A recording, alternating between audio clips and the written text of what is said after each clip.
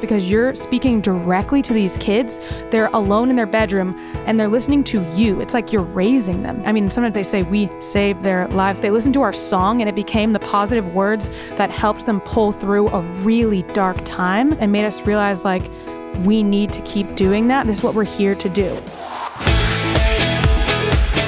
This is CIA, Contagious Influencers of America. I'm David Sams. And I'm Victoria Robinson. And today we have with us some lovely young women. All sisters. All sisters. And you know I've got 4 daughters. You will definitely relate to this. I can relate to them. I can even relate to their mother. Because you used to do a reality show with your kids way back when. These are the times when I wish we were on YouTube and people could see my reaction, because when you bring up that show, you see how my whole countenance changes. Well, no, I mean, it's part of your family history, so you've been down this road. I have. Yep, we have. I did a show with all 4 of my girls on Lifetime. Preachers, you know what? Preacher's daughters. These girls are amazing. We're talking about the CIMORELLI girls, okay? And there are 6 of them: Christina, Catherine, Lisa, Amy, Lauren, and Danny. And they've taken YouTube by storm. They've got millions of subscribers, hundreds of millions of views of their videos. For a while, they had a record deal in California, but the record company and all of the spinsters out there tried to or wanted to turn them into something that they're not. Like they always do. So they walked away from that deal, and they're going to talk about that. Yeah, because they figured out they could do this better on their own. And they could make a lot more money than having a traditional deal and have a lot more influence without people telling them how to dress and how to act. Right. They got to keep control. They were the winners of Ryan Seacrest's Bieber Off contest back in 2012. They gained popularity by doing cover tunes. Right, exactly. And they were also, David, the 2013 winners of Teen Choice Awards. That's a big deal. And they have a book out right now called Believe in You, Big Sister Stories and Advice on Living Your Very Best Life. They're also on tour right now. And on that note, David, let's get into the Christmas spirit with a little bit of CIMORELLI to enjoy to the world.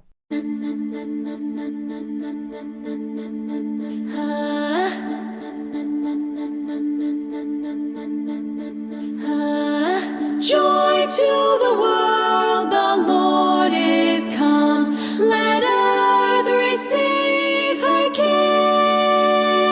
Let every heart prepare him room. And heaven and nature sing, and heaven and nature sing, and heaven and nature sing.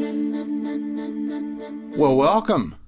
Hello. Thank you. Thanks for having us. I have to tell you, you've just set the record here because, you know, we like to keep our studio sessions really intimate. And as you see, we're in a studio here at the homestead that's probably, what do you think, Dave? My producer, 12 Dave. 12 maybe. Yeah, 12 by 12. So we couldn't get the whole family in. No. So we're going to have a 2-parter. Yeah, I don't know if like our whole mini- family fits in this Yeah. room. It's like a mini series, you know? Yeah. Too big for one night. Too big for one interview. Yeah. I cannot believe you've been doing this for how many years? Well, 10 on YouTube, a little more than that, but 10 years on YouTube doing this as a career. More like 15 or 18 years of music. Yeah, we're doing music forever, but Forever. career, 10 years. Yeah. How long has YouTube been around? Not that long. I mean, about like 2005 or 4? 6. There weren't that many people on it then. Yeah, it was very We got small. on in the beginning. We were one of the first people on We there. got on in 2009. We're the beginning Or of YouTube before history that. as far as music goes. We're the beginning of that. Yes. It's pretty crazy. So you just woke up one day and said, there's this new thing, and this is where we're betting the farm on this new thing.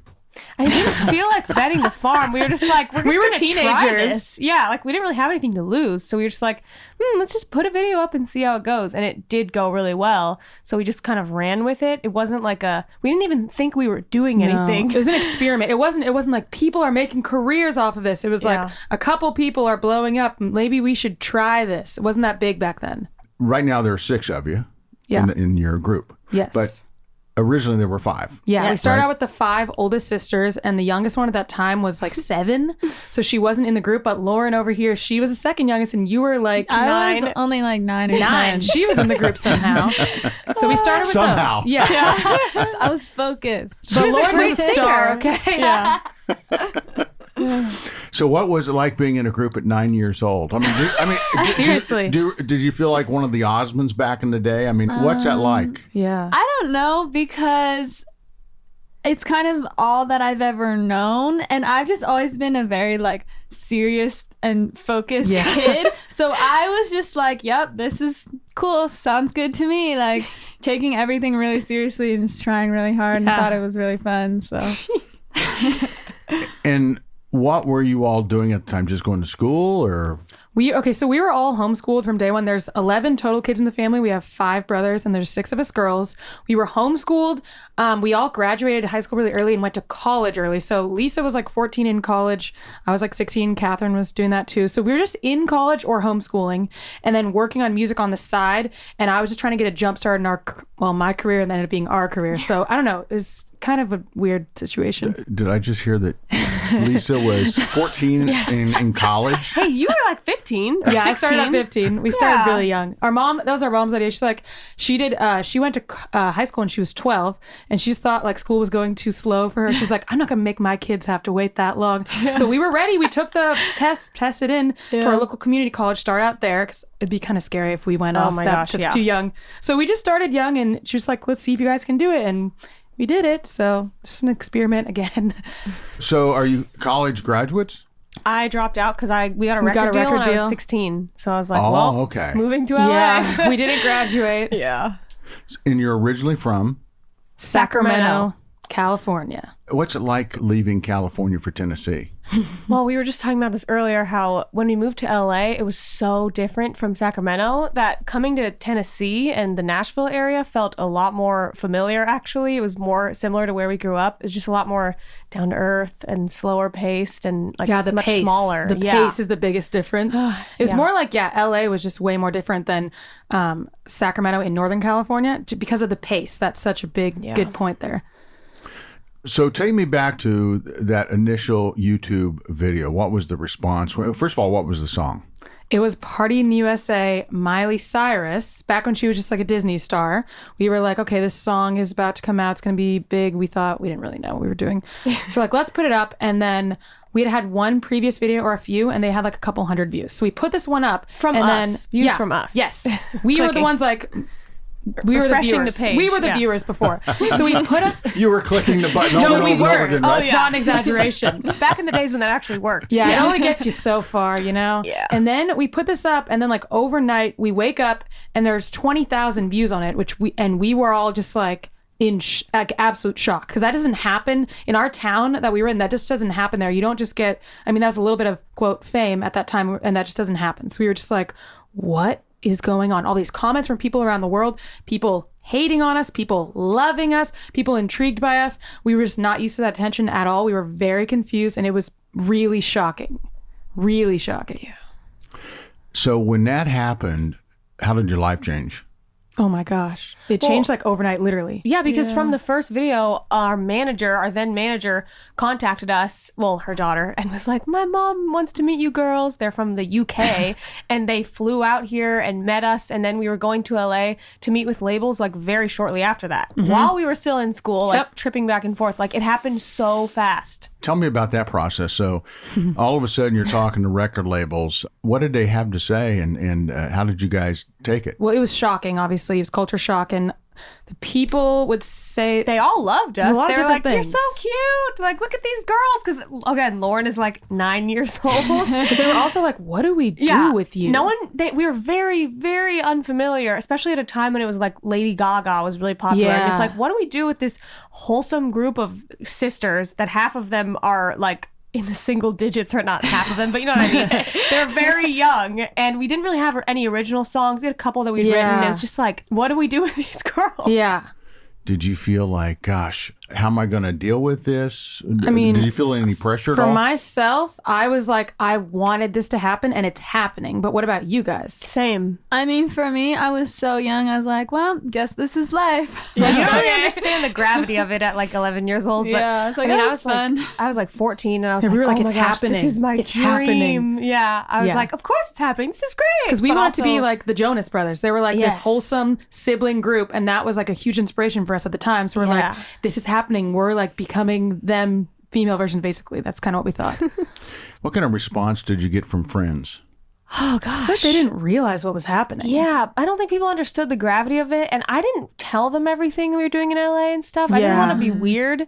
So some of my friends that knew, they were really excited for us. Some people, like Christina's ex-boyfriend, were really rude about it. Like, what do you think, you're better than everyone? Like, she didn't even say that. But most of all, and some of our friends' parents would be like, aren't you going to get like a real job, or do you have a backup Like, plan? concerned. Definitely some of that. It was Like, a what are very you doing? mixed bag, but our friends were overall supportive, I would say. But no one really realized like how big this was. Like how like that the people we were meeting with were like the top people in the industry. They didn't realize that. Yeah. So people didn't know what we were doing exactly. So when did you realize that you can make a living off of YouTube? This is like one of my biggest regrets is that we were not super savvy at all in the music industry because we were so inexperienced. So we missed out on, I don't even know how much money. I want to think about it in the beginning because we didn't monetize our channel and we didn't know how. And we were doing covers. There's also legal stuff. So we actually just did everything totally making $0 for a really kind of embarrassingly long time, like a really long time. And I knew other YouTubers who were making a lot of money. I remember this one guy saying like, oh yeah, I'm making more than my dad makes. And we were getting more like, views than "What?" him. And I'm like, wait, we're not making any money. I don't know how to do this. And I didn't want to ask people at that time. I didn't know who I could trust. So I didn't want to be like, hey, how do we monetize? What do we do? I didn't want to look dumb, horrible. If I could go back in time, I'd really change that. So we weren't making money off of that. We were making very little money for a long time. We're doing a lot of huge things. We didn't know that we were worth a certain amount. Like we did free brand deals. Some of them end up getting, I think the one has 20 million views. We did it for free for a brand I'm not going to mention.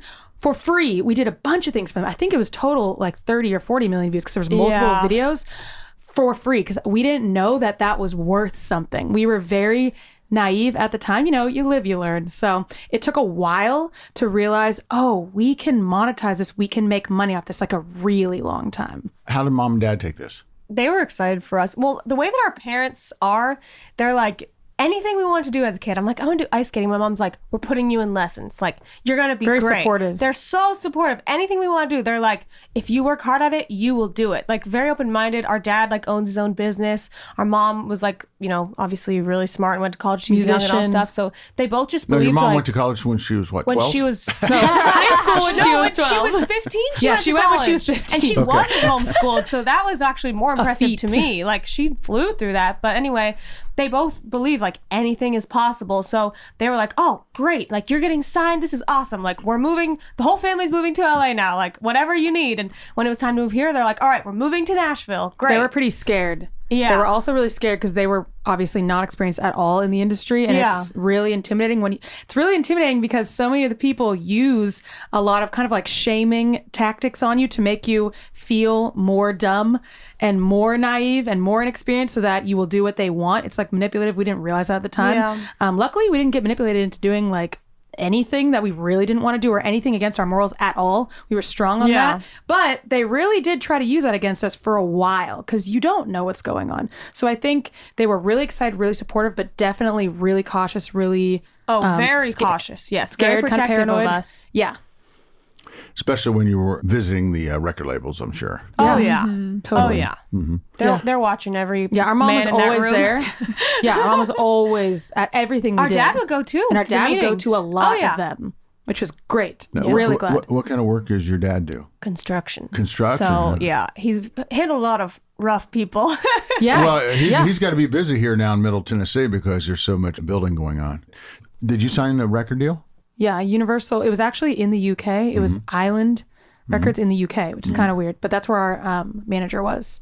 There we From go. 2010 to 2015. And then you went off on your own again. Then That's we why left. I moved here. Yeah. Yeah. It's like, why do you need a record label, right? Yeah. That's kind of what we kind of thought that. Our dad said to us like one day right before we moved here, what if you guys didn't need the label? What if you just left them? What if you left your manager? And we were I like, was no, like, oh my gosh, we can't do this no. without them. We need them. And he was like, no, you don't. Like, you have the numbers. You built this up. They didn't build this up for you. Blah, blah, blah. You have the fan base. And we were terrified to be like really our own bosses and our own record label and our own, production company. Everything yeah. was going to be just us. And that was terrifying. But we figured it out and things really started to take off more. You guys now run your own business? Oh, yeah. Everything. 100%. We have like in-house, all of us, it's like graphic designer, video editor, like marketing, PR, what would you say? Oh, like merch. We run the merch design, merch planning all these different launches, every different project. Nobody does it. It's just a bunch of young women and even teenagers running all of it, plus our parents and their business experience. They help a lot too, but a lot of it is something they haven't experienced before. So we try a lot of new things. What about a reality show? Oh my gosh, the amount of times, the amount of companies who have approached us. We did a pilot with Ryan Seacrest's company, the one who does Kardashians. It was almost on E! We've been through like a lot on that.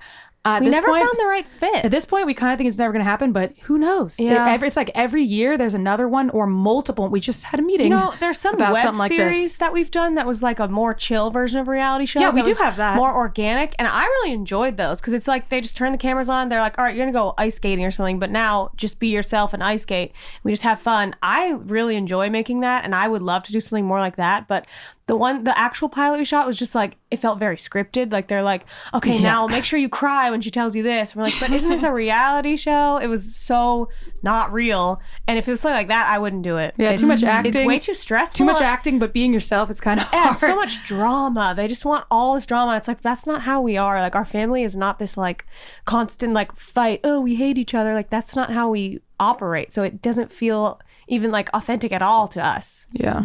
How do you solve issues that come up? Oh, gosh. or you don't? How No, do you we do solve them. We talk it We went out. through therapy together, like as a band, as a company. Like we really worked on that about conflict communication. Like, how do you bring something up, especially when you're siblings and it's like emotionally charged and it can run really deep. We have put so much, I'm proud of us. We put so much effort into learning how to communicate with each other as co-workers and as siblings. I think because we're a family, it's so funny. Like, we always meet at our kitchen table. That's like our business headquarters. So sitting at the table and someone's just like pouting, like grumbling, could be me, I don't know. And you're like in a bad mood. And if you're not, there's either the expressive ones who are just like, hey, you hurt my feelings. Or there's, the less expressive ones like me and Lauren. We just sit there and then we just like burst into tears. People are like, oh, what's wrong? Like, why are you mad today? I know you're mad. And then we're like, well, you said this earlier, blah, blah. Like, that really hurt my feelings. Like, we just can't help it at this point. It's like, you can't keep moving through the day when someone's like grumbling around. You have to talk about it. And then we all feel better anyway. So it's like, all right, let's fix this so we can keep moving. So you literally went to therapy? Literally. Yes. And apparently a lot of bands I learned in Nashville do this. I think even common Metallica thing. did that. They had like a therapist in the room at one point. It's a They, like, common couldn't talk to each thing other. because it gets sticky when it's a band. There's a lot of stuff that can really go wrong. So specific ones of us would have more problems with each other, just maybe because of our age, our placing in the family. And she would help us express ourselves and kind of see where the other person was coming from and walk us through how you have a really difficult conversation when you don't want to. And then we learned how to do that. And we really improved our communication, our relationships. Because we had times, like in the beginning, I don't think we had a healthy dynamic at all. No. And then it kind of came to like a boiling point later in life. I would say in like 2016, it got really bad. And we were like, we don't know what to do. And this isn't working, We had like resentments towards each other that we wouldn't talk realize. about. I mean, there's so much. Like what? Well, on you, a lot of it was kind of not brought upon, but like exacerbated by YouTube, because in the comments, it's like you're a teen girl and you have your sisters and, we're all brunettes. We have some similarities, not the same exactly, but people are looking at all of us. My point is that we're similar, but not that similar. Yeah. And they're ranking us. They're saying who's the prettiest, who's the ugliest, who's the best, who's the worst. Who's And the most annoying? They're giving you a Ugh. ranking, and what if you keep getting the last place or the third place? It's like, oh, that's just who I am. They don't know you in real life. They don't see you as a whole person. They just see who you are on camera, and you can start to think that's you. And then you can maybe start to get resentful at another sister, like, you're always ahead of me. Why are you always ahead of me? And you can build up a lot of different beliefs about yourself that are not true, and about the other person as well. But you don't even realize you're doing that because you're not talking about it, and it's just in your head. So we had to like unravel a lot of that stuff. How did the therapy help you get through that? Well, I think for me, the biggest thing was realizing how different we are and learning to actually understand that. Because I think you kind of think that people think the same way as Yes. you because like that's all you've ever known. But like understanding that everyone's mind works so differently and starting to realize where people are coming from. Yes. It's not the same as you. Yeah, and you can assume like, oh, she's being so rude to me. She's totally thinking this about me. And then you actually talk and you're like, wait, you really didn't think that? It's like hard to believe like you actually were just, being a certain way. Like what? It's so hard to think of someone else thinking differently than you. But if you're like able to be vulnerable and like accept Yes. that as truth, then you can actually move forward. If you were to start out today, could you achieve the same thing today by starting out that you all did years ago, especially YouTube? Let's talk about YouTube. Has it changed so much that you don't have a shot? YouTube has changed like 100 times over.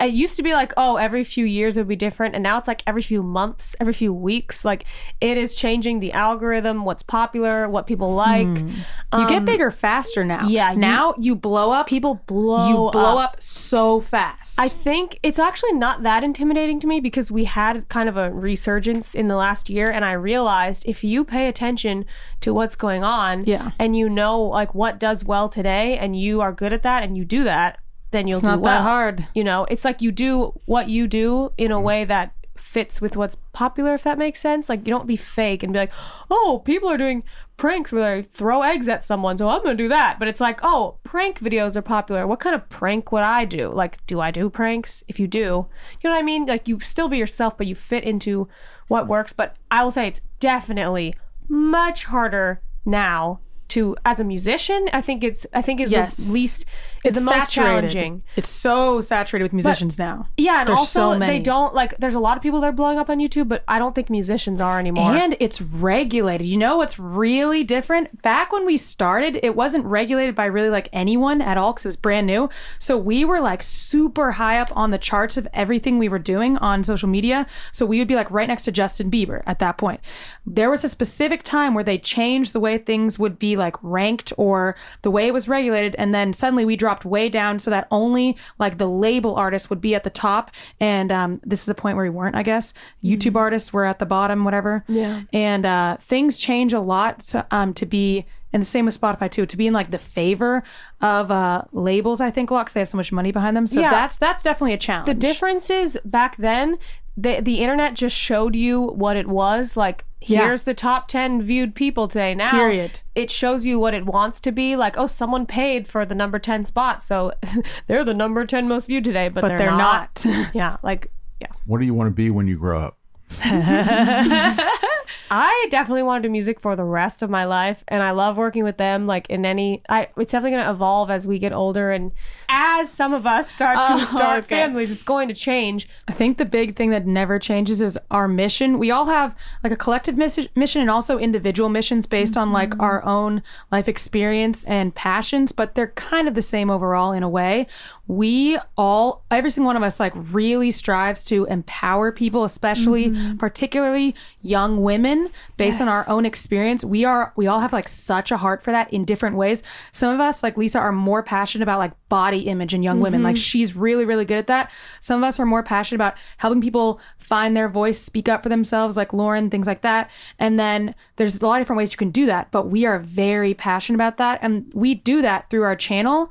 We are really focused on helping young women empower themselves to find hope in their lives, to speak up for themselves, to not put themselves in a box, not put themselves below other people. I mean, it goes on and on. The list goes on and on.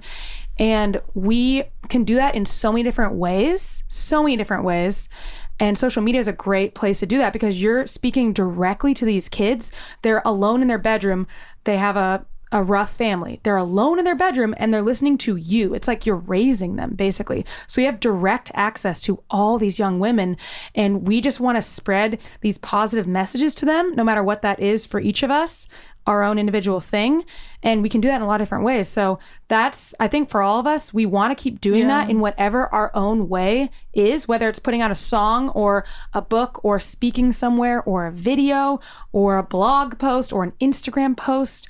You can do it in so many different ways, which is awesome.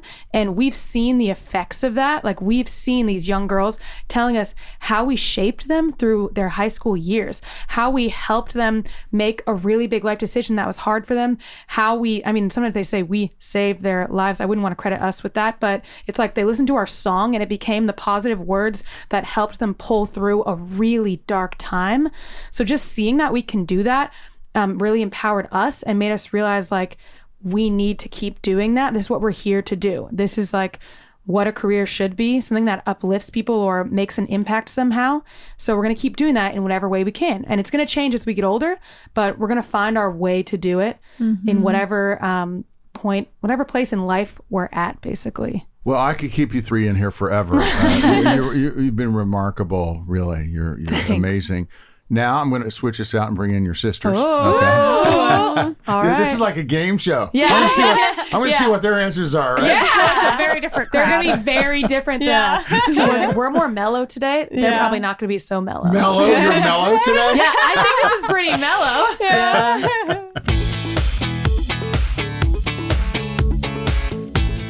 So, Victoria, how come you haven't started your own YouTube channel? Who says I haven't? It just doesn't have millions of people following it. I think you should do this with your kids. David, I can't even get all my 4 girls in the same room for Thanksgiving. I mean, I'm telling you, there's here, there, and everywhere. I would love to do another project. But can you imagine if I went to my girls and said, hey, girls, you want to do something else with mom? Well, I'll tell you what we're going to do on our next episode, on our next exciting episode. We're going to have Lynn CIMORELLI their mom. reveal her secrets to how she gets them all to work together and do these videos. And she has an amazing way about her. And you know what? When she came in here, she's not like one of these momsters, these manager moms. Yeah. She was just kind of quiet, kind of calm and quiet. Well, you know what? I'm going to get a notepad and a pen, take some notes, and who knows? Maybe we will have the Victoria Daughters YouTube channel one day. But we definitely don't sing, so I don't know what we'll do. So coming up is episode 2 of CIA with the CIMORELLI girls. We have, who do we have? Catherine, Amy, and Danny coming up. Yep, with their mom, Lynn. I'm David Sams. And I'm Victoria Robinson. And you've been listening to Contagious Influencers of America, the podcast from the producers of Keep the Faith. Hey, you can follow us on Facebook and Instagram or go to KeepTheFaith.com. Now, if you enjoy the podcast, and we should assume that you do because you've been listening, please go to Apple Podcast and subscribe, rate, and review Contagious Influencers of America. Hey, be sure to join us next week. And of course, thanks for listening. And remember, go out there and live that life in living color because it sure is a heck of a lot more interesting than living it in black and white. And on that note, David, let's get back into the Christmas spirit with a little bit of CIMORELLI doing Hark the Herald Angels Sing.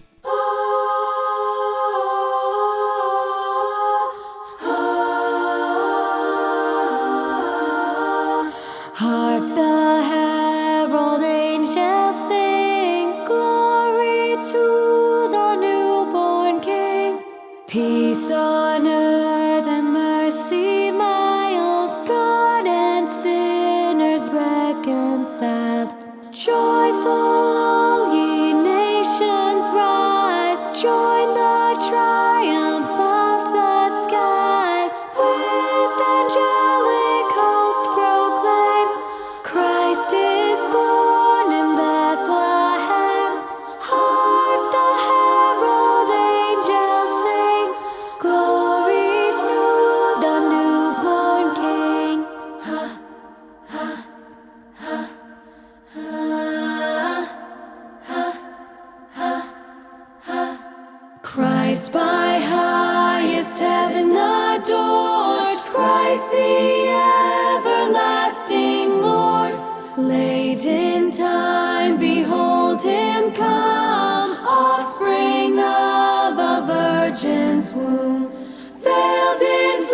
the Godhead see. Hail the incarnate deity, pleased as man with man to dwell. Jesus our Emmanuel. Hark the herald angels sing, glory to the newborn King. Hail the heavenly Prince of Peace. Hail the Son of Righteousness. Light and life to all he brings. Risen with healing in his wings. Mild he lays his glory by. Born that man no more may die. Born to raise the sons of earth. Born to give them second birth. Hark the